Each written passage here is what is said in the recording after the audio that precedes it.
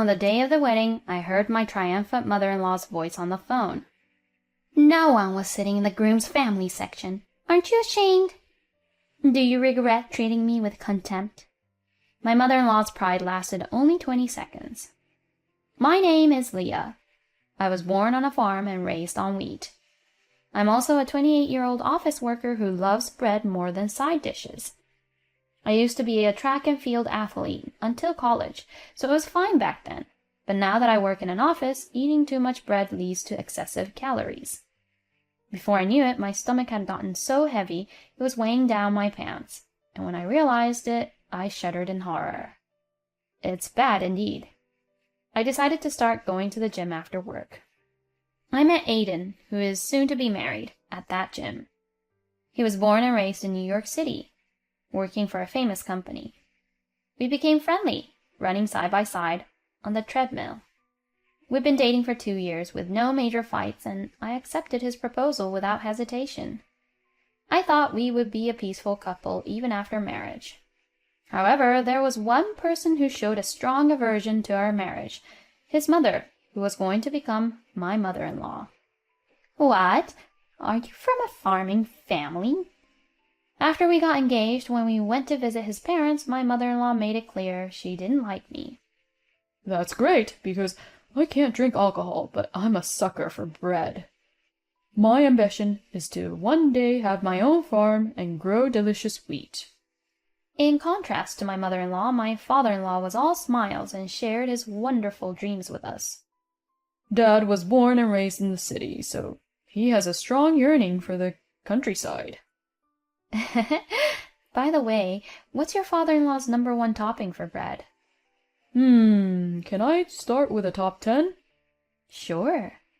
Hey now, it's going to be tomorrow. Although he laughed it off, my father-in-law seemed to be enjoying himself.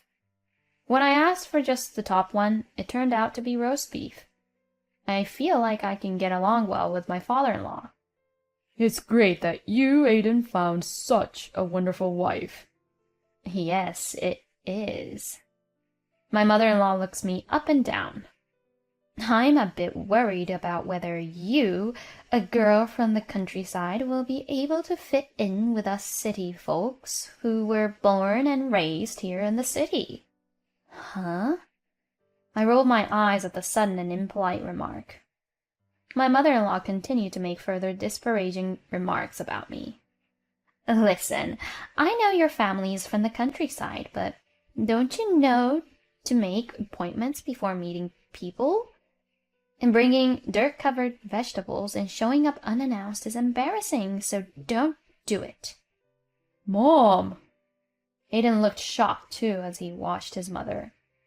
His father froze with his coffee cup, surprised by what was happening. Even so, his mother didn't stop. Education for children starts before kindergarten. If you're raised like you were in the environment where you grew up, you won't fit in the city. Don't embarrass my son or us. Hey, what the hell are you saying? My father-in-law comes to his senses and hurriedly blames my mother-in-law. But my mother-in-law smiled at me. I am concerned about you as a woman. Can a simple and easygoing girl like you really fit in with our family, who have been living in the city for generations? And won't it be better for you to go back to the countryside and find a man who suits you rather than going through the hardship of living in the city? Well, someone who can make snide remarks to a person they just met while keeping such a refined smile definitely doesn't exist in the countryside. Actually, I don't think they exist even in the city. Even Aiden is taken aback by his mother's words. Mom, that's really disrespectful to Leah and her parents. We were just born and raised in New York City. We're not some fancy family or anything. And Leah has been living in the city for 10 years now, working as a successful office worker. There's really nothing to worry about. I don't know. He tried to remain as calm as possible, but my mother-in-law snickered anyway. When Aiden's temple began to throb, my father-in-law slapped the bread on the table in frustration. Yes, that's enough. I'm sorry, Leia. Mom is just a worrier. She doesn't mean to offend you. So whenever you have a problem, you can always count on us. As a parent, I'm here to help. Yes. I'm glad my father-in-law said that. But the whole time, his wife is giving me these looks full of malice and hatred. I couldn't help but let out a sigh at the thought of the challenges ahead in our married life, but I quickly swallowed it down. After reporting to my parents, we started preparing for the wedding. Since many of my friends had already gotten married, I had some ideas about what kind of ceremony I wanted, but there was always something getting in the way. That something was my mother-in-law. First, she begged to come with us to see wedding dresses. Although Aiden refused, she showed up anyway and followed us to the bridal shop near our train station. And every time I tried on a dress, she made remarks like, "You look too rural, so the dress doesn't suit you," and the like. What kind of face is that? "I think I would look better in that dress than you. Let me try it on for a moment." I said something that was not even remotely funny, and it perplexed the coordinators. He had reached his limit and forcibly made me leave the store. That day turned into a battle of apologies with the coordinators, and we didn't even have time to try on any clothes. My mood was rock bottom. But I felt worse for him with his insane mother. She didn't just interfere with the wedding dress. She even tried to cancel the colored dress, saying that a country girl didn't need to change clothes, and took it upon herself to include a performance from her hula dance circle without our consent in the wedding program. It was as if she thought that a country girl like me didn't have any sense of style or class. She insisted on giving an excessive number of wedding favors, saying it was expected at city weddings, and even changed the venue's gift policy without informing us. I was at my limit. I was really looking forward to our wedding, but the preparations had become a total nightmare. We were causing trouble for the venue, and my partner was getting irritated by the day. It was clear that if we continued like this, it would only lead to disaster for both of us. I didn't want to break up with Aiden or cave to my mother-in-law's demands. I talked to him seriously about how to handle things going forward, and made a point to ignore my mother-in-law's negative behavior. Then suddenly, my mother-in-law's persistent attacks stopped. Perhaps she got bored because I remained expressionless no matter what she did. Just when I started to feel relieved and a little sorry for her, my father-in-law came to see me. He seemed hesitant, but eventually told me what was going on. My wife was crying, saying that you, Leia, were bullying her. Here we go again. I slumped my shoulders, feeling disheartened by my father-in-law's words. Aiden and I explained the truth to him, both feeling equally disappointed. As my father-in-law learned of what my mother-in-law had done, his face grew darker and darker. We're both sorry. To tell you the truth, my wife even suggested canceling her attendance on the day of the wedding. I thought that would be a bad idea, so I came here to secretly talk to you both. Huh? She not only lied to my father-in-law, but also planned such an unreasonable thing. Apparently, Mother wants to make a silent protest to those around her by having the groom's parents absent, saying it's a result of the bride brainwashing her son. She's even encouraging my other children to not attend. What? Even my sister and brother? My husband's eyes widened. She's probably telling everyone, including my husband's siblings, all kinds of nasty things about me. Ugh, my stomach is in knots. I understand that she doesn't like having a rural bride, but doesn't she realize how much shame her son would feel if she did something like that? Can't she see how sad it makes me feel? Mom doesn't have to come anymore, my husband muttered with a face that had turned white as a sheet. If she wants to be absent, she can. Forcing her to attend won't do any good. I should protect Leia. Hayden. My eyes began to well up at Aiden's words. As our emotions were on display, our father-in-law looked away. I couldn't let go of the desire to believe in the wife I've been with for so many years. But I also want to support you both, Aiden and Leia, from the bottom of my heart. Father-in-law, how could my mother-in-law be so twisted with two such wonderful people? I honestly want to take Aiden's suggestion and ban my mother-in-law, but that would leave a lingering sense of unease in my father-in-law's heart. After much deliberation, we decided to execute a plan. If this doesn't work, then there's no hope for my mother-in-law. It was late November, with the golden maple trees lining the streets on our wedding day. When we entered the dressing room for our family gathering, my mother-in-law was nowhere to be seen. My father-in-law shook his head quietly, and it seemed our plan had failed. Though my father-in-law looked sad, he also seemed relieved that my mother-in-law didn't show up. I felt bad for him, but I was also relieved that she didn't come. My father awkwardly led me down the aisle like a robot. Friends smiled and blessed us, a typical scene at a happy wedding. Nothing was strange, except for the absence of the groom's mother. In the end, the ceremony proceeded without her presence. In the bridal room after the reception, I checked my phone and saw a missed call. It was from my mother-in-law. I brought in the person waiting outside and dialed the number again.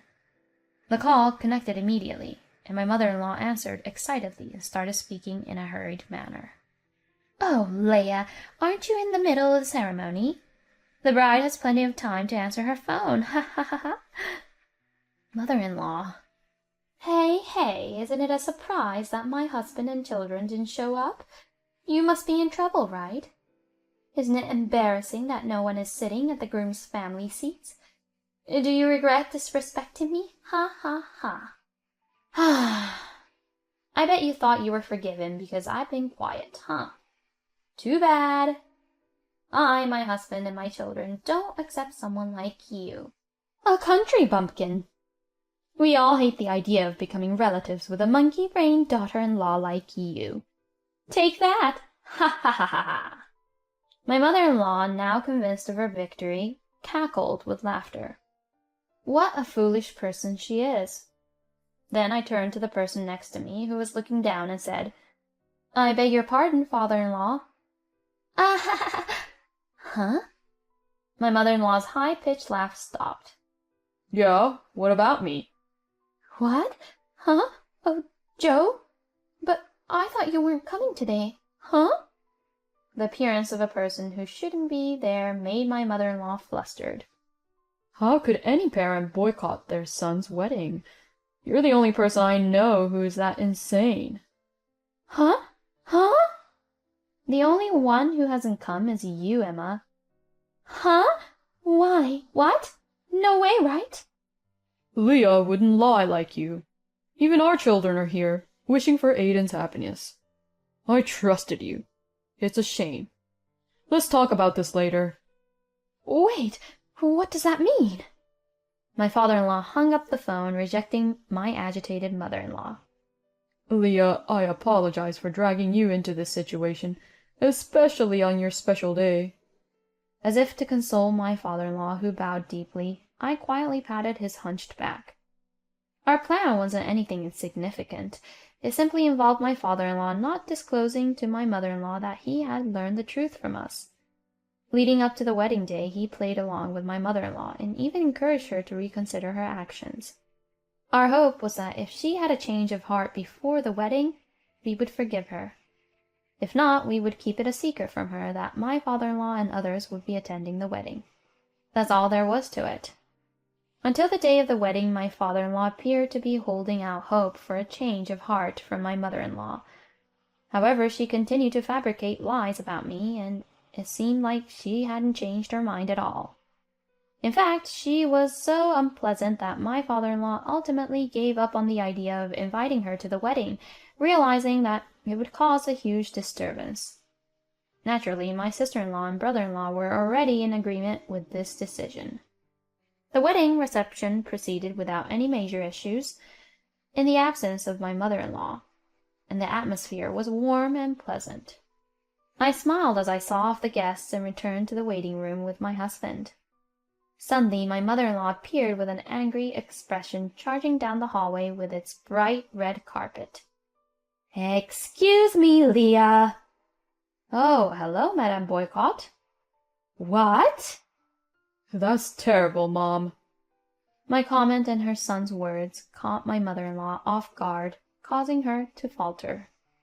But she quickly regained her composure and clung to her husband's tuxedo. "No, Aiden, that's not it. I just want you to be happy." Enough already, Mom. My father-in-law appeared, hearing my mother-in-law scream. Behind him, my sister-in-law and brother-in-law were also peeking in. Joe, why are you taking her side? I explained to you what she's done to me, didn't I?" We checked with Aiden and the others, and it seems like it's your fault. "How could you? It's terrible. Just terrible."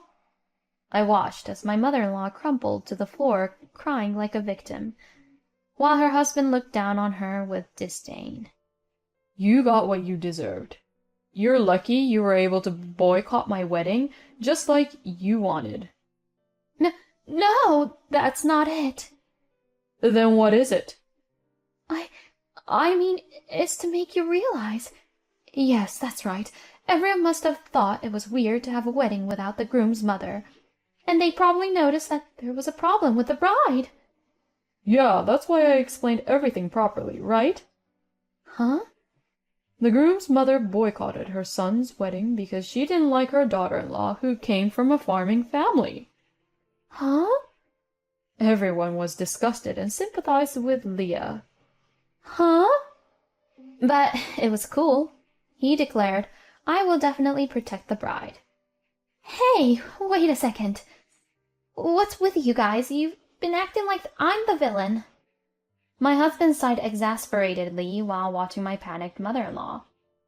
Anyone who sees it will say that Mom is the villain, right? Huh? Yeah, she's the villain. My father-in-law nodded in agreement. Why would you even say something like that, Joe? It's all because of this woman. This woman deceived not only Aiden, but even you, Joe, and made me an outcast. Are you still talking about such foolish things? Even my gentle father-in-law was exasperated by his wife's terrible lack of grace. Even so, my mother-in-law looked around, searching for an ally, and when she found my sister-in-law, she lit up immediately. "Sophie, you also have children, so you understand how a mother feels, right? You want your children to be happy, right?" "Of course." "Right? That's why I'll make sure my children won't marry into a family with a trashy mother-in-law like you." "Huh?" My mother-in-law's eyes widened in shock at the sarcasm of her expressionless daughter-in-law. When I get married, I won't tell my mom right away. I don't want to risk her getting upset if my bride runs away. Although my brother-in-law had a light tone, his eyes were clearly filled with contempt. "Henry, what are you saying? I'm your mother, right?" Yeah, I'm disappointed that my mom, who I've looked up to for so long, is the kind of person she is. Seriously, apologize to Leah already. The family members cornered my mother-in-law. Ugh. My mother-in-law finally seemed to realize that she was alone. She didn't have any more comebacks, so she just looked around nervously, blinking rapidly and opening and closing her mouth like a fish out of water. When my father-in-law reached out to take his pitiable wife home, she started to flail around wildly, shaking him off. No! I didn't do anything wrong! Hey! I didn't do anything wrong! Hey, calm down. My mother-in-law cried like a child. She really is like a child, thinking that crying will make her be forgiven. Of course, no one finds it endearing or sympathizes with my 57-year-old mother-in-law doing something like that. In the end, my mother-in-law was mercilessly grabbed by both arms by my father-in-law and brother-in-law and dragged away. Is that what they call city manners? My husband gave me a dry laugh as I inadvertently made a sarcastic remark. Afterward, my father-in-law and mother-in-law lived separately. Of course, my mother-in-law was reluctant, but her mother, who learned of her daughter's misbehavior at the wedding, tearfully took her in. It's so sad that my mother-in-law's mother, who is almost 80 years old, has to clean up after her daughter, who is approaching her 60s. What's more surprising is that my mother-in-law's birthplace is even more remote than my family's house. Apparently, her parents were transferred for work when she was in elementary school, so they moved to the city. I mean, she herself was probably running around in the mountains until she went to elementary school, claiming to be from the city, and looking down on me for being a country girl. She was a good wife and mother until this incident, so my father-in-law gave her a grace period before divorcing her. However, judging from my completely dispassionate father-in-law's eyes, it seems difficult for them to live together again. As for my mother-in-law, who has been a full-time housewife and has no qualification, I couldn't possibly imagine her being able to live alone while working and renting a house in a city. She'll probably end up living out her remaining years in the countryside that she had looked down upon so much. It was early summer, about 6 months later. Whoa! My father-in-law fell on his back with a thud and got covered in mud in my family's cornfields. Are you okay? Nah, it's embarrassing to get help from young guys like that. My embarrassed father-in-law scratched his cheek with his muddy hand, which made his face completely black. My father and husband, who heard my father-in-law's scream, rushed over from the next field. My father said, "Oh my, the tough guy got back up."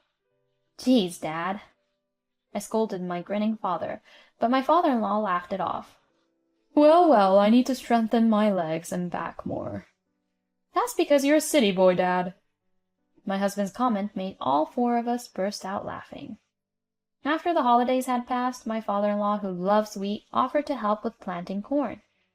Although we have a corn planting machine now, so we don't need as many people as before, there are still areas where the machine can't plant, so manual labor is still required.